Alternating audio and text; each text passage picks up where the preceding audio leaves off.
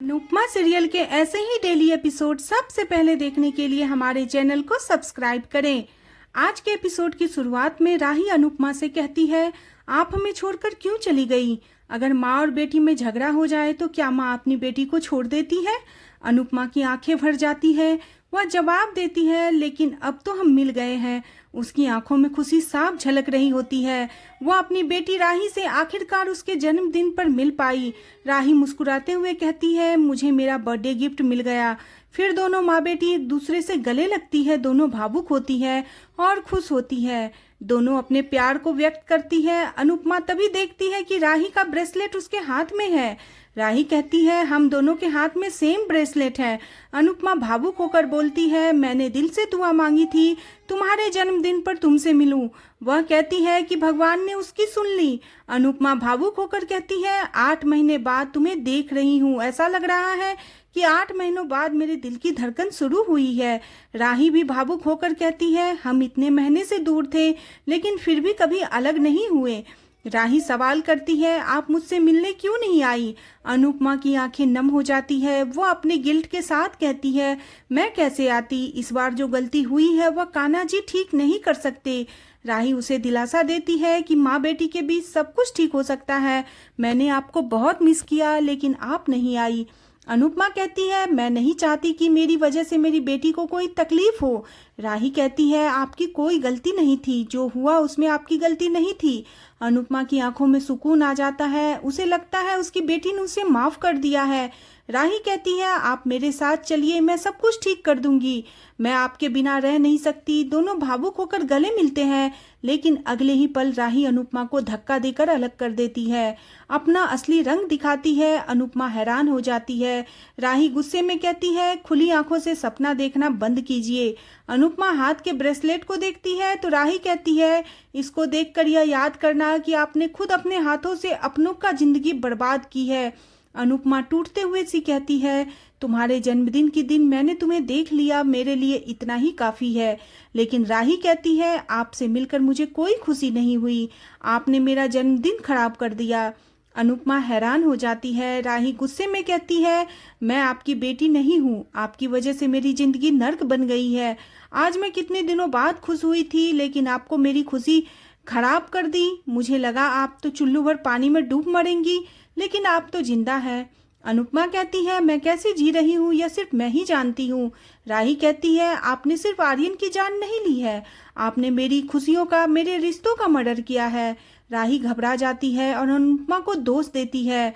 वह घबराहट में खुद को चोट पहुंचाने लगती है। अनुपमा उसे रोकती है और गले लगाती है। इधर प्रेम क्लाइंट से कहता है, मुझे जाना है तो काम थोड़ा जल्दी खत्म कीजिए। अनुपमा राही को गले लगाकर उसे समझाते हुए कहती है, मुझे इतनी नफरत मत करो। मुझसे नफरत करोगी तो तुम्हें भी तकलीफ होगी। तुम खुद को तकलीफ मत दो। तभी राही खुद को अनुपमा से छुड़ाकर चिल्लाती है और अनुरोध करती है कि आप मुझसे और मेरी जिंदगी से दूर चली जाइए। वह रोने लग जाती है और अनुपमा से विनती करती है वह उसकी जिंदगी से चली जाए। अनुपमा भी रोने लग जाती है और कहती है, मैं चली जाऊंगी। राही कहती है, आप तो भागकर यहाँ आ गई, लेकिन क्या आपको पता है आपके जाने के बाद मुझे क्या क्या सहना पड़ा है? अनुपमा हैरान होती है और पूछती है, क्या हुआ? दूसरी तरफ किंजल और प्रार्थना हॉस्पिटल से बाहर आते हैं। प्रार्थना उदास होती है। किंजल उसे संभालती है। प्रार्थना कांपती आवाज में बताती है, उस भयानक रात को गौतम ने मेरे साथ जबरदस्ती की थी और अब मैं प्रेग्नेंट हूँ। किंजल उसे शांत करने की कोशिश करती है और कहती है, अभी फाइनल रिपोर्ट आना बाकी है। प्रार्थना कहती है, काश मैं प्रेग्नेंट ना हो। हर लड़की माँ बनना चाहती है, लेकिन कोई भी लड़की राक्षस के बच्चे की माँ नहीं बनना चाहती। मैं गौतम के बच्चे को जन्म नहीं देना चाहती। काश अनु आंटी यहाँ होती तो वह मुझे गाइड करती। प्रार्थना कहती है, इसके बारे में किसी को भी पता नहीं चलना चाहिए। उधर गौतम कार में उससे देख रहा होता है। गौतम कहता है, प्रार्थना को खबर नहीं है, मैं उस पर नजर रखता हूँ, लेकिन यह गायनोकोलॉजिस्ट के पास क्यों आई है? दूसरी तरफ राही अनुपमा से कहती है, क्या सच में जानना चाहती है? राही अनुपमा को बताती है कि पापा अब द ग्रेट पराग कोठारी नहीं रहे, वो अब टूटा हुआ पिता बनकर रह गए हैं। जिस कंपनी को खड़ा करने में उन्होंने अपनी जान लगाई थी, अब उनको उस कंपनी में कोई दिलचस्पी ही नहीं है। पापा समय से पहले बूढ़े हो गए हैं। माँ उम्मीद से ज्यादा कड़वी हो गई है। माँ की हद से ज्यादा उदास हो गई है। माही मोटिवा अपने कमरे में बैठी रहती है। प्रेम अपने सपनों को मारकर बिजनेस संभाल रहा है। आप देख लो कि आपके एक गलत फैसले से कितनी सारी जिंदगियां बर्बाद हो गई है। इधर प्रेम माही से बिजनेस से संबंधित बात कर रहा होता है और कहता है, राही मेरा इंतजार कर रही है तो जल्दी से काम पूरा करो। इधर राही कहती है, 8 महीनों से सब ठीक करने की कोशिश कर रही हूँ, लेकिन नुकसान इतना बड़ा हुआ है कि कुछ ठीक नहीं हो रहा है।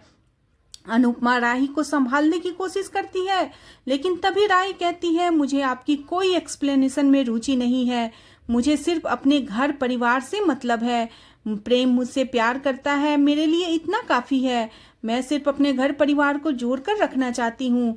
तभी यह संभव है जब आप मुझसे और मेरे परिवार से दूर रहेंगी। अनुपमा चौंक जाती है। राही हाथ जोड़कर अनुपमा से अनुरोध करती है वह उसकी जिंदगी में वापस न आए। वह कहती है, मैं आज गलती से आपसे टकरा गई, लेकिन अब आगे से आप गलती मत करना।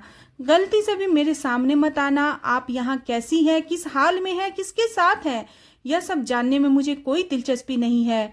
इन 8 महीनों में मुझे और किसी से कोई फर्क नहीं पड़ा। हम सब खुश हैं, दोनों परिवारों में शांति है। अब दोनों परिवारों में झगड़े नहीं होते, दोनों परिवार सुखी है। बहुत मुश्किल से दोनों परिवार संभले हैं, तो फिर से हमारी जिंदगी में वापस आकर हमारी जिंदगी बर्बाद मत कीजिए। अनुपमा दुखी होती है। वह कान पकड़कर माफी मांगती है और कहती है, मेरी वजह से तुम्हारा जन्मदिन खराब हो गया, इसके लिए मुझे माफ कर दो।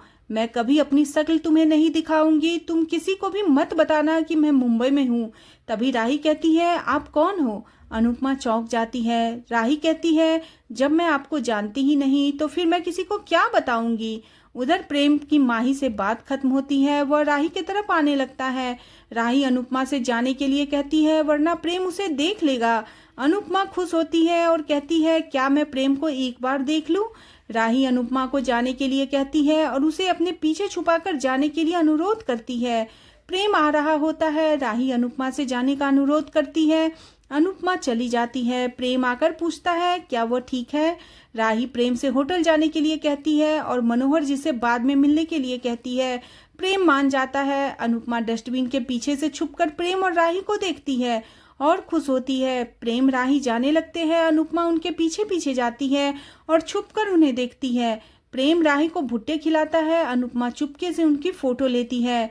वे दोनों सेल्फी लेते हैं। अनुपमा उन्हें देखकर खुश होती है। अनुपमा एक बच्चे को बोलकर उनके लिए फूल भेजती है। जब वे दोनों देखते हैं तो अनुपमा छुप जाती है, लेकिन राही समझ जाती है कि यह अनुपमा ने ही भेजे हैं। प्रेम और राही टैक्सी में बैठकर चले जाते हैं और राही फूल गाड़ी से फेंक देती है। अनुपमा गाड़ी के पीछे भागती है और रोड पर फूल गिरे हुए देखती है। अनुपमा फूल उठाती है और दुखी हो जाती है। आज का एपिसोड इसी के साथ खत्म हो जाता है। अगले एपिसोड में देखने को मिलेगा कि प्रेम राही से पूछता है उसे आज ही वापस क्यों जाना है। आज उसका बर्थडे है तो वे आज वहां रुक सकते हैं। वह पूछता है कि क्या कुछ हुआ है। इधर अनुपमा ट्रेन में अजनबी औरत को देखकर डर जाती है। वह औरत अनुपमा को पकड़ लेती है और कहती है, तूने मेरे बेटे को मार डाला। अनुपमा को उस औरत की जगह ख्याति नजर आती है। अनुपमा डर जाती है। आज का एपिसोड आपको कैसा लगा प्लीज कमेंट करें और बने रहे सीरियल अनुपमा में नेक्स्ट एपिसोड के लिए चैनल को सब्सक्राइब करना बिल्कुल न भूलें।